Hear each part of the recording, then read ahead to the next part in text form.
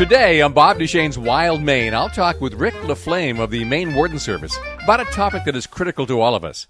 And we might even talk about his time on Animal Planet's Northwoods Law. Gee, I hope I don't say anything embarrassing. I only ever saw one episode, and that's when they were chasing bears in Portland. Yeah, that was me, Bob. You had to bring that one up, huh? And I'm thinking, maybe I won't watch this again. Yeah, that was... I know it was. Yeah, that was me. I was the guy in Portland with the bear. Yeah. This is Sports Radio 92.9 The Ticket, with an ear on outdoor fun and adventure. It could be about traditional sporting activities. It can be about unusual exploits, and sometimes just about how we grow and harvest things from our rich natural resources. On today's show, we touch on all of that. Only 5.7% of Maine is public land. Compare that to western states where much of the land is public, and there's no lack of places to hunt and fish and recreate out there. In Maine, we can do all that only thanks to the private landowners who let us do it on their land. Rick LaFlame is the landowner relations guy for the state. He's a warden, and he's much more than that in protecting our tradition of public access to public land. With summer finally here, we're all going outside, and I hope you can take some good advice with you. Bob Duchesne's Wild Maine is brought to you by Hammond Lumber, Dice Arts, EBS, Doors, Equipment, and Napa Auto Parts. As the show starts, I'm in the headquarters of the Maine Warden Service. Well, Rick, first of all, welcome to Bob Duchesne's Wild Maine. Thank you, Bob. Let's put landowner relations in context and really talk about how different Maine really is. There are two things that make the state very different that is much different than the rest of the country. And the first one, obviously, is we don't have that much public land. No, in the whole scheme of things, Bob, we are very, very fortunate here in Maine. Over 94% of Maine is privately owned. And that means someone actually owns the property. It's not, public. It's a guy who's paying the taxes on it, or it's a corporation that's, making money from the land. So It's very, very unique. Yeah, I mean, you look at states out west, Colorado's like 30 to 40%. Alaska's like 95, 97%, federally owned. So they've got all kinds of public land they can go on. They don't have to worry about private landowner rights that much. You take Nevada, I think, is 85%. Utah's about 75%. All public access, all public land. Yeah, just about the complete opposite of what we have here in the state. It's very, very unique, and you could break it down even further and say, like you said, some of these areas where there's federal land, up to 80% of it, a guy could walk for days and never walk on some private property. But over here, you may walk a few minutes and you'll be on someone's private property. Yeah, exactly. And I mean, you look at the federal land in this state. It's Acadia National Park. Yep. It's White Mountain National Forest, and that little section over near Bethel. Yep. Then you got a few national wildlife refuges, and that's it. That's it. Yeah, it's kind of crazy. Yeah, yep. That's one of the things that fuels our Land for Maine's Future program too. Obviously, is because we are behind the eight ball when it comes to really public land in the state. Absolutely. No question. What makes up for that is this number two tradition of public access on private land. You go to another state and they can't believe we have this kind of access. I've been fortunate in my lifetime to be able to hunt and fish and trap in other states and go and visit them, and been able to hunt on some property because of contacts I've made over the years. But you do not go on someone's property in some of the lower part of the United States. You just don't. Yeah. You will be arrested. You will be greeted with a gun, and sometimes even worse. Yeah, I mean, the landowner doesn't even have to know you're on his land. If the cop comes by and sees someone trespassing, they can cite you right there. Absolutely. Yeah. Absolutely. My, just a quick example. My father's down in Florida, and, he has to have written permission and he has to be able to present it to a law enforcement officer or anyone at any time if they ask who he is and what he's doing there. Yeah, and remember, this is land that isn't even posted. Yeah. You might not even know you're on private land until you're busted. So yeah. I get scared to wander around in Louisiana. Yeah, you almost have to bring a lawyer with you down there. Yeah. So we have to look at our access to public land in the state and realize that if we're going to fish, we're going to hunt, we're going to hike, paddle, snowmobile, it's all pretty much going to happen on private land. Absolutely. And if, the sportsmen and the user groups of Maine really need to get that, we need to get that point driven home. The landowners do not ask for much here in Maine. They ask for respect, a thank you, share the bounty with them, and just ask. Ask. They don't ask for much. Don't litter. Don't abuse their property. But if our sportsmen of Maine and our user groups of Maine don't start realizing how important that is, we're going to lose it. Yeah, and you do see activities organized for that purpose. You saw snowmobile clubs get their act together long ago. Yep. ATV clubs, I think, have gotten their act together too. Maine ATV is doing a great job. Tammy Kane, the president, Yep. she is heart and soul is into it. Because Bob Myers with MSA, some great examples of user groups and how they're stepping up and really driving the point home. Yeah, and it's absolutely necessary because not only do the landowners not ask for much, they put up with a lot. Landowners put up with way more.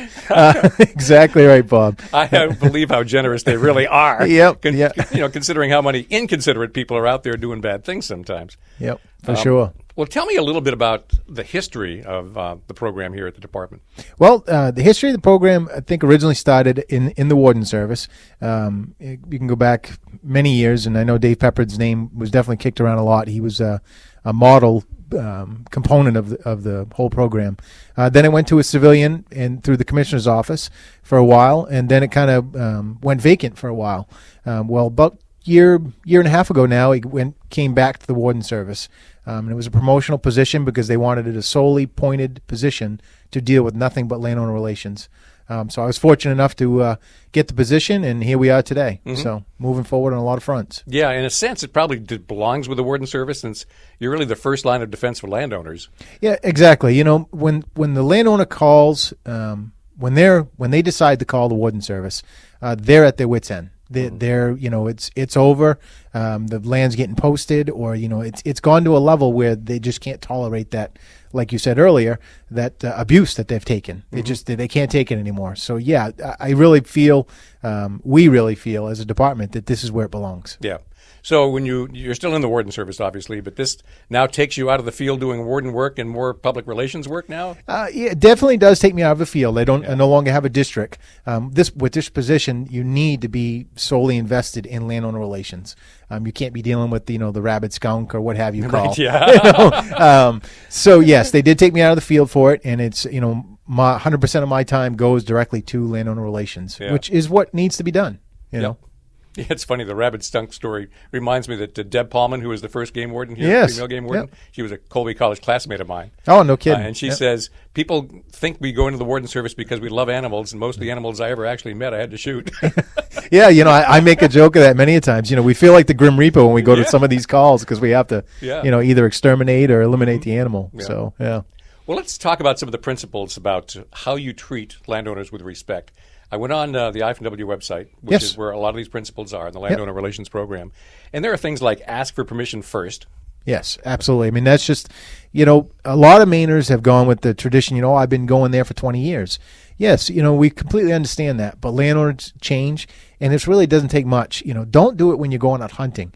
Do it before the season. Bring over a jar of jelly that you made, or pick some fiddleheads, or and knock on the door and introduce yourself. Even if it's a landowner they deserve that common little courtesy. Stop by, offer the bounty. If there's something you can do to help, and continue that relationship with them as a friend. Mm-hmm. Not just as a sportsman or a user.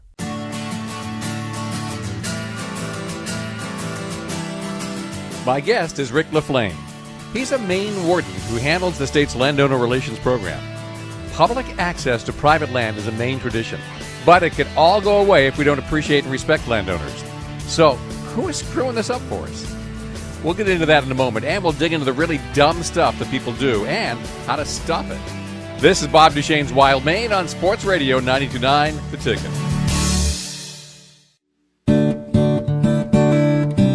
This is Bob Duchesne's Wild Maine on Sports Radio 92.9 The Ticket. Rick LaFlame is my guest. He's a Maine game warden, and he's in charge of the state's landowner relations program. You might have seen him on cable TV's Northwoods Law. We'll get to that later. Right now, we're talking about how to respect property owners and the dumb things that some people do that show disrespect and ruin it for the rest of us. Now, landowners often have certain requests about how their property is treated. Hopefully everybody respects those requests, but not everybody does. Unfortunately, Bob, not everyone does. And it's not so much the people that are fortunate enough to use the property that are abusing it. What we're finding is it's some of these people that aren't really a user group that are abusing the property. They're not doing it while they're hunting or not doing it while they're fishing. It's, sometimes it's kids that are bored and they go out and decide it's going to be fun to rut up a field, or or if it's someone that didn't want to pay for the litter down at the dump, decides it's easier just to dump it there. Those are the type of problems that are getting land shut down in Maine. Yeah. And those are the type of problems that landowners have had it with. I get absolutely furious when I see trash in the woods. It's not much that makes me mad. No, it's the number one reason land's getting shut down. Yeah. It's just, it's there's no need of it. Stupid stuff like that, which is really ruining it for the rest of us. Yep. So let's spread that word around. Yep, absolutely. Another big one is understanding where your car is allowed to go. Yeah. Very simple. Some of these farmers have a farm road or that they don't want your truck on or your car on. That's for access to their fields or forest or what have you. So don't go somewhere until you know you can. Yeah. Ask. It's simple. Very, very simple. Yeah. And it's just a matter of respect once again, because it's one thing to go on private land when it's not developed in any way. But once there's infrastructure, fences, roads, whatever, that requires more care. And it's not much care, Bob, if you really think about it. I mean, that's not much to ask. Go to the house or go to the town. If you say, I hear it all the time. People say, I don't know whose land it is. All you need to do is drive down to the town hall and look at who owns it. The tax maps are all, public record. And, don't call the person on the phone. Drive to their house. If they're out of state, fine, give them a call. But drive to their house, introduce yourself. 9 out of 10 people are going to let you go and let you have fun because you're going to be a steward for them. Yep. Speaking of which, there are some landowners who would like to know who it is that's making this request. Yeah. They'd like to know who you are, what your interest is. Yep. They're interested in particular information about you. Yep. So people who wish to go use private land ought to be able to prepared to say who you are, where you live. That's right. What your purposes Absolutely. are. Absolutely. Know the property boundaries. Yeah. I mean, there can be no trespassing signs right along the road, but once you get back in the woods, the backside of the property line isn't marked. Yeah, and a lot, traditionally a lot of landowners don't mark the back parts of your property because they figured, common sense should prevail, which sometimes common sense isn't so common, but that's okay. When you're going onto someone's property, it is your responsibility to know where you can and can't go, what you can and can't do. We could sit here all day long and try and educate, the people that have been doing it for 20 years. Old hunting dogs and young pups are a lot different. The two things, two different animals. So what I'm trying to give to the older crowd for advice is just because you've done it for 20 years doesn't mean continue to do it that way. Take the first step. So, and know where you can and can't go. Yeah, and understand how much has changed in the last 20 years too. Absolutely. Because there's more people going out there and and you see more impact. Absolutely, Bob. Anyone that's been in doing any outdoor activity for the last 20 years, you can just drive down any main road and see the amount of posted signs that have gone up from now to 20 years ago. I can see it in my lifetime. And there's a reason for that, and it's because of abuse and litter and people doing stupid things. So we need to turn that around. We really do. And it starts with you. Yeah. It's that simple. Another thing that we're really not familiar enough with is railroad tracks and power right-of-ways. Those aren't just publicly accessible rights of way. No. Again, the railroad company is definitely, it's against the law to go down railroad tracks. Yeah, which I have done. I've period. broken that law a lot. Oh, and I'm sure many people have. Period. The end. Railroad tracks are a no-go. So, oftentimes you'll see people cross over them, which is not a problem. But when you're hunting or fishing or ATVing or whatever down the tracks, that's a big no-no. Yeah. But as far as like public access to your power easements or your gas line easements, there are still private property owners on those that the company's either leasing land from. Most CMP corridors, Florida Power and Light corridors, they do leave open access for a lot of activity. But the ATV clubs and snowmobile clubs do a great job working with them getting trail systems open. But if you don't see that green ATV sign or that green snowmobile sign, it's a no-go. But you can definitely reach out to those people and try and get access, and majority of them will let you go. But just don't go. Yeah. Now, one thing I'm not clear about is abandoned railroad tracks. Where Yes. The tracks are still there, but you know the crossing is all paved over, so you know it's not used. Yeah, abandoned railroad are not governed under the same as active railroad, so I would say definitely check with the town, see if they have some type of ordinance or what have you. Yeah, but otherwise you can walk along those rights of way. Yes, Yeah, okay. yes. Yeah. Well, then I didn't break the law as much as I thought I had. Well, that's good, Bob. Obviously, it's the big things that really cause the most trouble, and that's probably dumping trash in the woods when it's not your woods. Litter and destruction of property are the top two reasons land's getting shut down. Yep, and part of that destruction is when you're out there stoving up somebody's field or road. Absolutely. Especially if you get out there in mud season. Yep, and when there is a mud season in Maine, it's I've heard that. Yeah. Welcome to Maine. There's Yeah. there's summer, winter, spring, fall, and mud season. And mud season is a big problem for us because people think, oh, it's time to go brook fishing, or it's time to go hunting, or it's turkey hunting, or fiddlehead picking, or whatever. If your tires are leaving marks, you need to stop. Unless the landowner says you can go do that, and he's not concerned about the mud. You need to stop. Yeah, and I get up in the Maine North Woods a lot, and I like to go up in spring during mud season because the logging trucks aren't in the woods. Yep, because it's the soft roads, and I'm always thinking, now I can't screw this up. Yeah, no, exactly. And we're very fortunate because, like you said, up north we have a lot of big private landowners that allow us to go there, either for a small fee that helps with the property for everyone. So we're very, very fortunate here in Maine. Yeah. You really ought to think about all the activities you do on private land as something that should get permission for. And Absolutely. there's some things that are explicit that you need to get permission for, like setting up a tree ladder, either permanent or even temporary. Yeah, absolutely. ATVs on undesignated trails, setting up tree stands, trapping, those type of activities, you absolutely must have written permission or good verbal permission with contact information. So there's absolute musts of those. There's a lot of things that people just don't want you on their property doing. They'll allow one thing but not another. So those are all key things that you need to key in on when you're doing this. Fur tipping. Yeah, exactly. Big one right there in some parts of the state. Yeah, Forest Service keeps real busy, and that is that is a crime. I mean, and it happens every day, and they're great dealing with it. They really are. They take it very seriously, and I mean that's damaging someone's trees, and so yeah. Yep. Well, speaking of damaging somebody's trees, it's really not legal to just go onto somebody's property and pick their apples. No, exactly, or cut down their timber or anything else. So again, we just can't take these things for granted. Yeah. How about fiddleheads, though? Fiddleheads. Is that a gray area, or we need to straighten that one out? I'm not going to go on that topic today because I'm a big fiddlehead eater myself.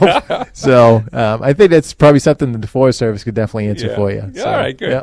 I got to check into that because I always check with my landowner Yeah. because he owns both sections of the river. So, but yeah, you definitely check with them on that one.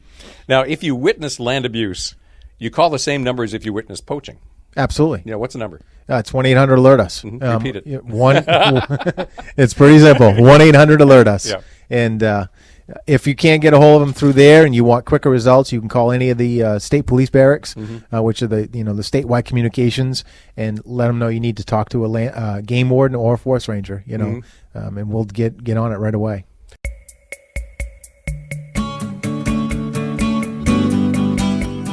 Today's episode of Bob Duchesne's Wild Maine is coming to you from the headquarters of the Maine Warden Service. I'm in the office of Rick LaFlame, who coordinates Maine's Landowner Relations Program. Now, what happens if someone goes on a private land and gets hurt? Can he sue?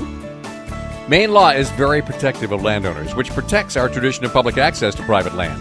Rick and I will cover that in a moment. This is Sports Radio 92.9 The Ticket.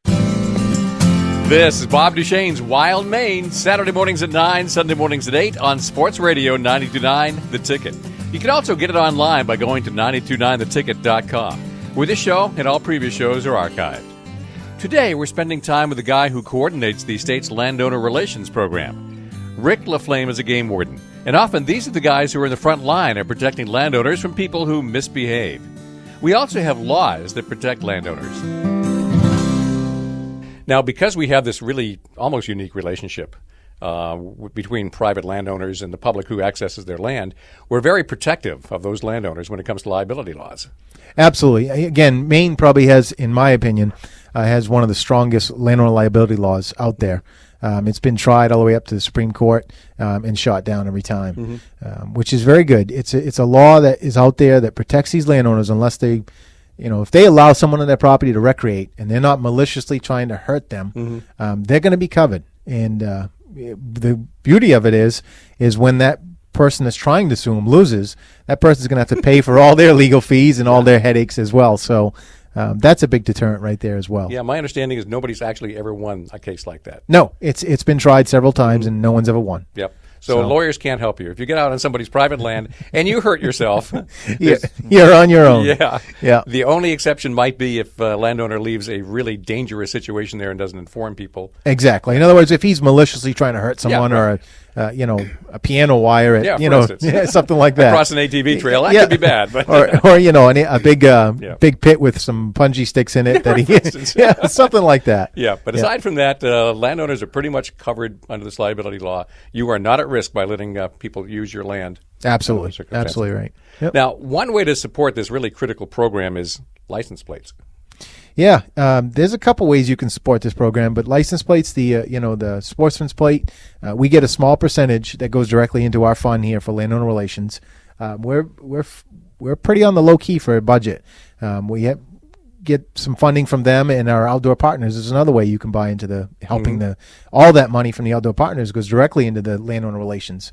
So for a non-user group, in other words, a non-consumptive group like that doesn't hunt, fish, trap, or snowmobile, the people that hike, bike, and want to help, they often think that their taxes money helps go to the landowner relations. Well, it doesn't. It's a designated revenue from outdoor partners, and those support wildlife plates. So those are ways that they can help support landowners.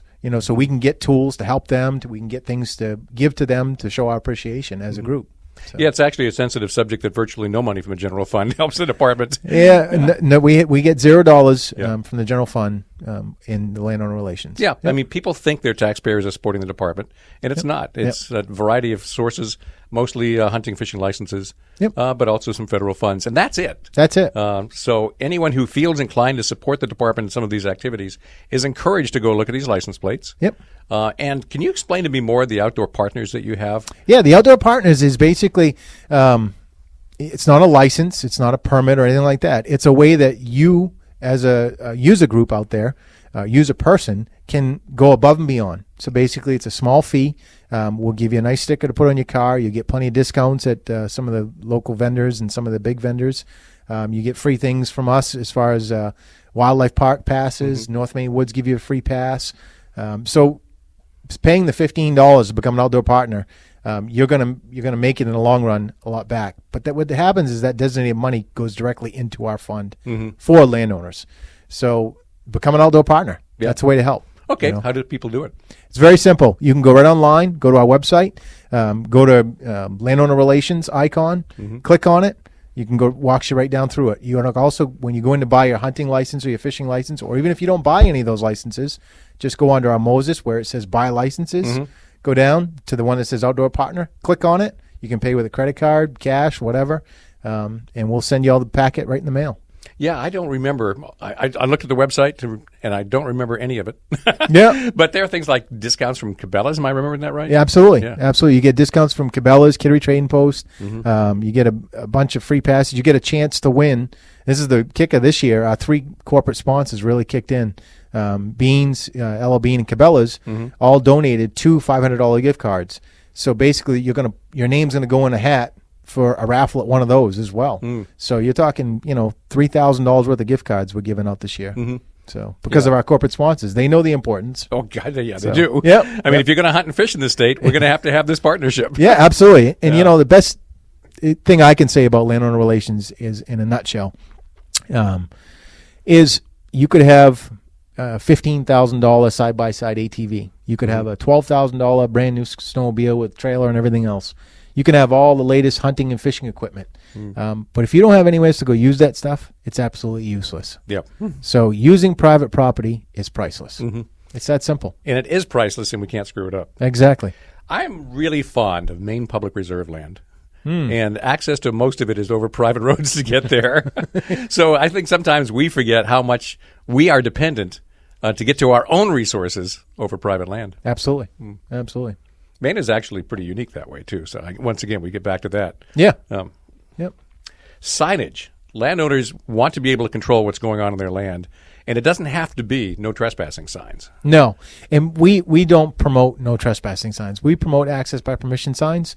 And if you call us and you have a problem, you can buy those at any time you want from us, right from the department. But if you've gotten to a point where you've have to have a game warden respond, we're going to give you some of those signs that day. Every game warden has a kit in their truck now throughout the state, 110 of them statewide, including the supervisors, with all these signs in there and a bunch of different tools we can give to you right away to fix a problem. But yeah, landowners want to know what's going on and what they do allow, what they don't allow. So those access by permission signs work great. We have little books that we'll give to the landowners so they can keep track of who's on their property, what color their vehicle is. So when little Johnny sees a vehicle out in the field, he can look in the slip, say, oh, that's, Uncle Joe that's got his truck down there. So it's a little log that they can keep track of. Yep. You can use those signs to prohibit some activities, but not others. Absolutely. If you don't want, Camping, right? Exactly. Or you don't want an ATV in a certain spot, and you don't mind them somewhere else. So you put the sign where you want the activity and where you don't want the activity. So pretty simple. And you can obviously allow any activity with landowner permission. Absolutely. Any activity out there is allowed with landowner permission. And Yeah, they in fact, they have the ultimate say. Well, they do. In fact, even if it says no trespassing or no hunting or whatever, He when can you still get let you landowner, go. he can still let you go. Yeah. Okay. And that's what we tell people all the time is, even if it's posted, don't be shy to go ask, because more than likely, they're going to let you because, you're going above and beyond. Yeah. So. Well, it's a relationship. I mean, especially is. if it's neighbors, if you're in the same town. You have to treat your landowners like a friend. Yeah. And that's the best advice I can give anyone. Treat them like a good friend. Yep, with lots of respect. With lots of respect. My guest is Rick LaFlame, a Maine game warden who runs the state's landowner relations program. We are in his office at the Maine Warden Service headquarters. Here's where I have to make a confession. I thought I knew just about everything about the law and signs and stuff. But what happens next took me completely by surprise. Spoiler alert, it involves the color purple. This is Bob Duchesne's Wild Maine, and the radio station that dares to air it is Sports Radio 92.9 The Ticket. This is Sports Radio 92.9 The Ticket with Bob Duchesne's Wild Maine. Rick LaFlame is my guest. He's the Maine game warden in charge of the state's landowner relations program. For a landowner who doesn't want to post his land but wants to guide how the public uses his property properly, there are a wide range of signs that indicate what you can do and not do and what needs landowner permission. And I had no idea there was another way to mark your property. Paint marks. I did not know there was a paint mark code system. Yeah. I literally did not know until I looked at your landowner relation website. Yeah. There's the silver hash marks, which have been around for quite a while. But a couple years back, they decided to go with a purple as well. Yeah. Up and down stripe. I made a couple jokes. I don't know who picked the purple. I think it was a female might have picked the purple. She didn't like looking at the silver and told her husband to go put some different color out there. So if you see the purple, single stripe, up and down vertical, or you see the two hash marks, those are also, posted or accessed by permission. So you need to go ask. You know? And according to the rules, I understand it's going to be an inch wide and at least 8 inches long on this vertical purple stripe. Yeah, but I'm going to tell you right here as we're sitting today, if you see any purple paint on a tree, don't go. Yeah, okay. So I had absolutely no idea. I would have walked right by it and said, what the hell is that? Yeah, we actually, in our kits now, we actually have some purple paint to give to a landowner if they don't want to put signs up or they're in fear of them getting ripped down. So how long has that system been in place? The purple paint? Yeah, the purples. Purple, I think it's been a couple years now. I'd be quoting off the cuff. So yeah, well, that's okay. I'm just wondering how many other people are as clueless as I am. Yeah, unless you're looking in the law book to actually read, what you can and can't do as far as how you should post, you probably wouldn't know about it. Well, obviously. Yeah. Are you doing anything to get that word out? Yeah, we're definitely, like I said, we put it in all our kits that our game wardens have, and we tell people about it when we see them, and we try to get people to read the law book. But some people don't, some people do. So we got 500,000 law books out there this year. So I'd say it's a good start. Yeah, right. It is.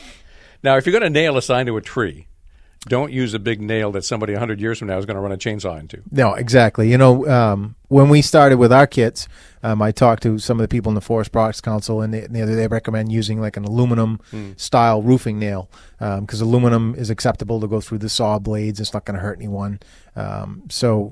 And don't put any nails or screws into any trees unless you have the landowner's permission. Yeah. So, but yeah, we recommend an aluminum style, but some landowners like to put staples so they can pull the sign out off easily, and the tree doesn't, grow into the nail. Yeah. So, but yeah, don't be putting big spikes in the trees. Yeah, because 100 years from now, you're not going to be around, but the nail is. That's right. Exactly right. Yep. Now, what if trespassing and damage continues? What's the landowner supposed to do? What recourse does he have?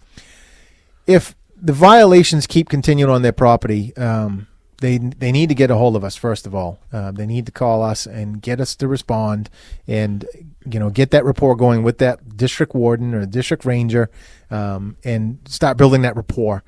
So when the violation's happening, we have cameras now we can set up where violations are happening. We have a lot of hot spots, what we call them, is whereas, historically stuff gets dumped or historically damage gets done in certain times of the year. So we have cameras now we can set up. That do great video. We've caught some awesome violations over the last year with them already.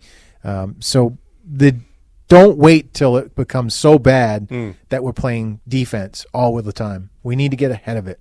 We need to be on offense. Yep. So that's what they can do. So a lot of people who have their own game cameras now, Yep. And really their own recording equipment. Do you get citizens coming forward saying, I've already got the documentation, here's the proof, what are you going to do about it? We do have some that do, go above and beyond us. They're out there already proactively doing it. So yes, we can prosecute them because most times a picture's worth 1,000 words. You know that as well as I do, Bob. Yep.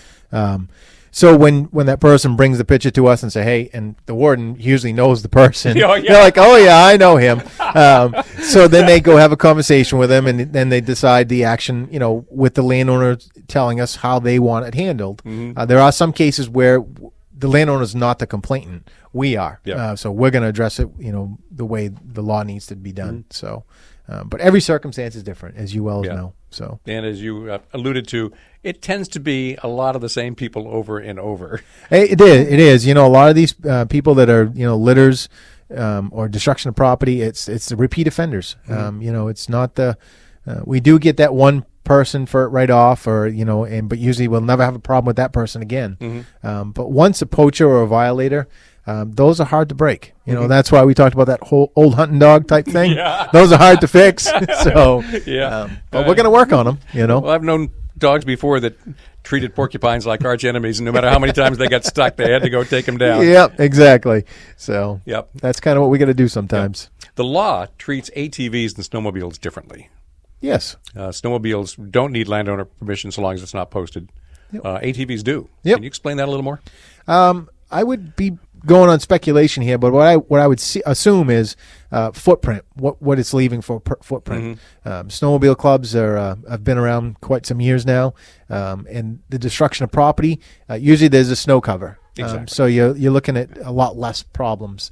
But with the ATVs and stuff like that, you're actually putting the tires on the ground, which can affect the roadways and the crops and stuff like that. So I would say that's why they kind of angled that law to that, having that written permission or being on a designated trail. I would think that's got to be it, because you look at all the snowmobile trails that are actually in the woods, and they go through muddy wetlands that you can never do in an ATV. No, exactly. But I will tell you is some of the snowmobile clubs and the ATV clubs have really been working together now, it's working very well. Doing combined trails because one can use a grant for this, or one can use the club members for this, and a lot of them now are doing both. A lot of the sportsmen out there now are ATVing as well as snowmobiling. Snowmobiling is a very short window. Yep. This year it seemed long, but that's for sure. Didn't it though? Yeah, this was a long one this year. But oh man, I was talking to Bob over at MSA, and he says this was a great year. I said, yeah, absolutely. Yeah. Landowner courtesy card. I didn't know you did that either until I looked at your website. This is where you put your information all right out there for landowners to have. Yep, exactly. That's what I was talking about a little bit earlier when we give out these permission slips, and that's what we call them, as a courtesy card. So, if you go to someone's land, Bob, and you want to just fish on their property, so you fill it out that I just want to fish on the property. This is the vehicle I drive. This is what I'm, typically I'm going to park here. This is my license plate. So it's phone number information. So if they have a problem, they can call you. So yeah, those are the courtesy cards, and we've got those in all our landowner kits. We actually give them out at all of our safety education programs. Our education department does about 10,000 customers a year, and that's from ATVing, snowmobiling, hunting, fishing. So every new customer that goes through our education program gets one of those books right away, so they can start doing that. So all our new user groups are being taught the same way, so which is good. If you're just joining us, I'm going to need a note from your teacher. There's no excuse for being late. Because Rick LaFlame is giving a tutorial on landowner relations in the state of Maine, and that affects all of us. He's the Maine game warden in charge of the program. He's also one of the wardens you've seen on Northwoods Law. Now, I've gone this whole show without asking about it, but I will in a few minutes. Oh, the stuff you learned during Bob Duchesne's Wild Maine on Sports Radio 92.9, The Ticket. Welcome back to Bob Duchesne's Wild Maine. Only 5.7% of the state is public land. If you're going out to hunt, fish, ride, hike, paddle, you're almost certainly doing it on private land. Public access to private land is such a significant part of our Maine traditions that it's hard to imagine it disappearing. Rick LaFlame is the game warden in charge of the state's landowner relations program, and it's his job to help solve problems before no trespassing signs go up. It's keeping him busy. Well, tell me about all the things you do and the department does to get the word out, and that's through training, as you just described. Obviously, there's printed material. There's you go out in public and talk to people. Yep. Tell me everything you do. Well, over the last year, it's been a whirlwind. I looked at the entirety of the program. I've met with a lot of people, a lot of user groups, a lot of landowner groups. Dr. Jessica Leahy up in Bangor, she's a phenomenal resource. She gets it. And we kind of came up with a plan. And litter was number one for me. Destruction of property was number two. So I really wanted to focus on those things. So one of our landowner groups came to us with an idea about a trash bag. Well, I liked it, and we brought it to the board, and now you see them out there everywhere. We got 60,000 of them in circulation. It's the message. It's thank a landowner, pick it up. Some corporate sponsors signed on to it. It's a great thing. You know, we get it out there. We got a hashtag challenge going on now. Is basically show us a picture of you with that bag out there doing something, and we're going to put you in for a free hat. You know, so we got a lot of stuff going on. So litter was number one focus. Destruction of property was the other. Well, the gear kit that I put in every warden's truck is to deal with those type of things. I.e., you have signs, you got padlocks, you got cables, you got staplers, you got cameras, all the gear that when you land in a landowner's house and you would recommend them to go get to stop a problem, they're already going to have it right there at your fingertips. And it's in our landowner relations relief kit. So we focused on those. Then we got out and we started doing some PSAs. You're actually going to see the first PSA come out here within the next week or two. You know, getting that awareness out there about the Outdoor Partners Program. Then we're doing some things to thank landowners. We're having some hats made up. You're looking at the two prints right there. Those are going to be our landowner appreciation prints for this year and next. So basically the clubs or us can give a print to the landowner saying, hey, thanks for keeping your land open. In getting the awareness out there, landowners need to know that we appreciate them, one as a department, two as a user group, and as a state. You know, we say it every year on every commercial. Maine, come to vacation land. Well, someone owns vacation land, you know? So, you know, people come and visit, respect it. Respect it like it was your own. Even respect it better than it was your own.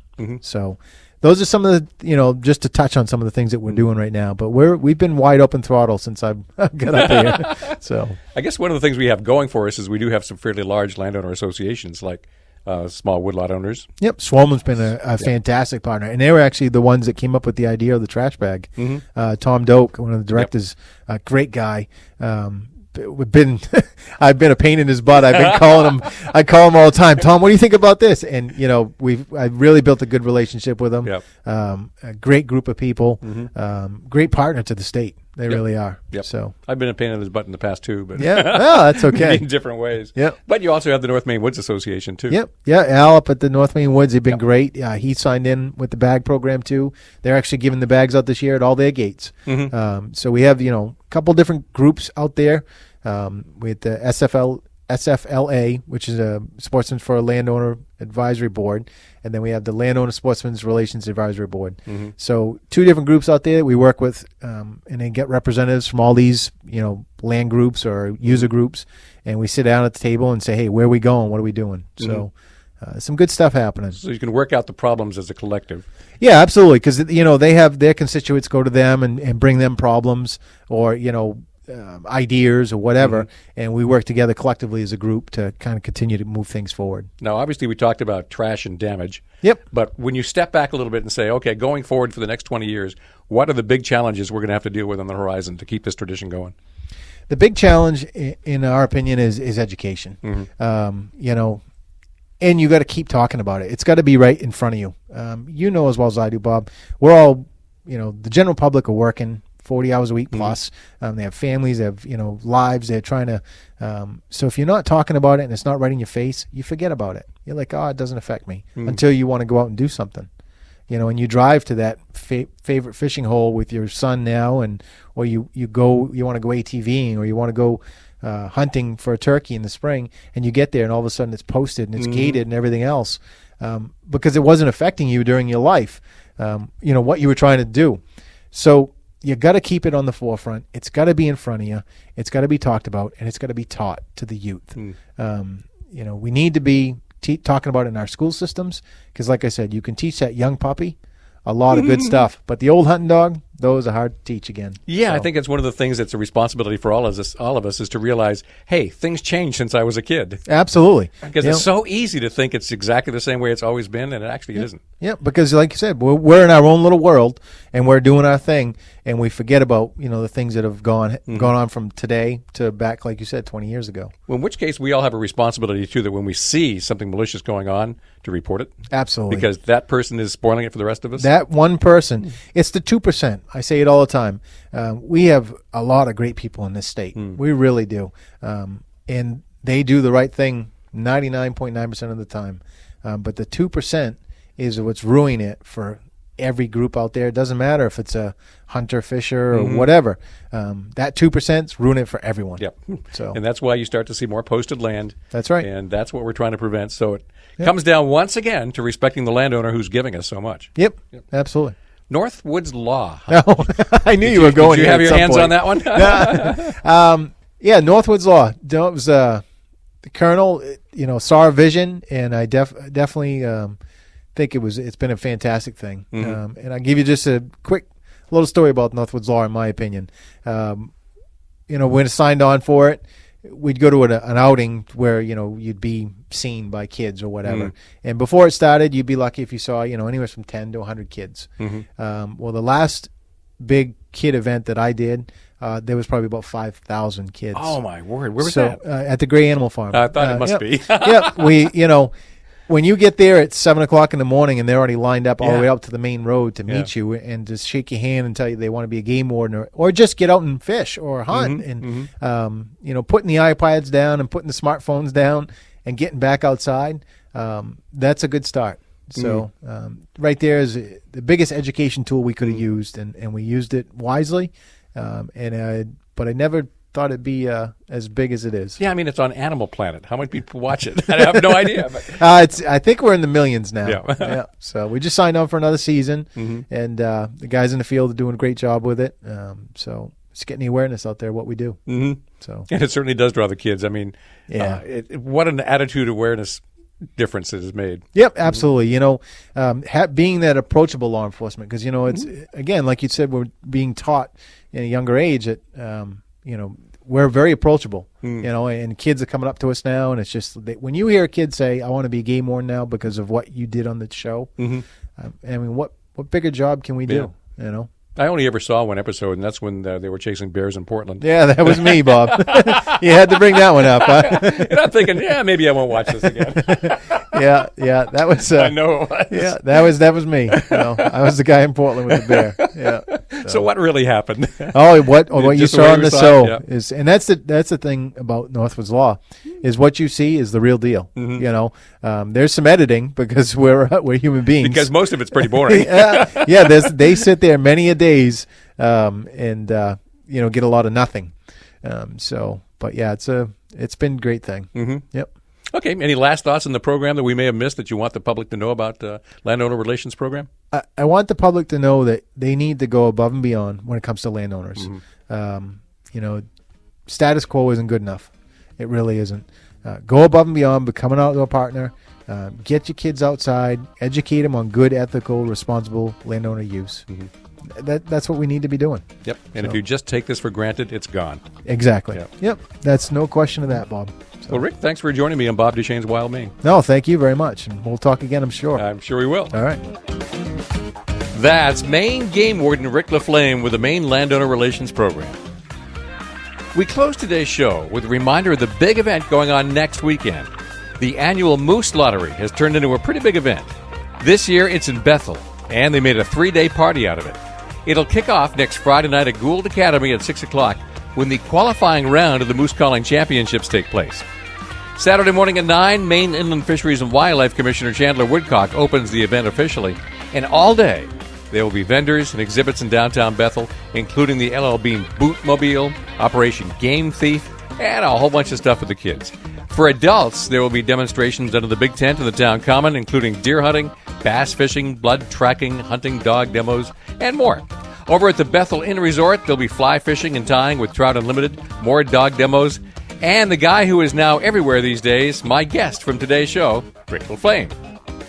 The Moose Calling Finals will be at 1 o'clock on Saturday, and then the lottery itself kicks off at 3 p.m. Sunday, there are more youth events and a golf tournament, and I have no idea what golf has to do with moose. The website for all the info is tricky, so pay attention. It's BethelMaineMooseFest.com. BethelMaineMooseFest.com. Bob Duchesne's Wild Maine is brought to you by Hammond Lumber, Dysarts, EBS, Doors Equipment, and Napa Auto Parts. All previous shows are archived on the web at 929theticket.com. Join me again next Saturday morning at 9 or Sunday morning at 8. This is Sports Radio 929 The Ticket.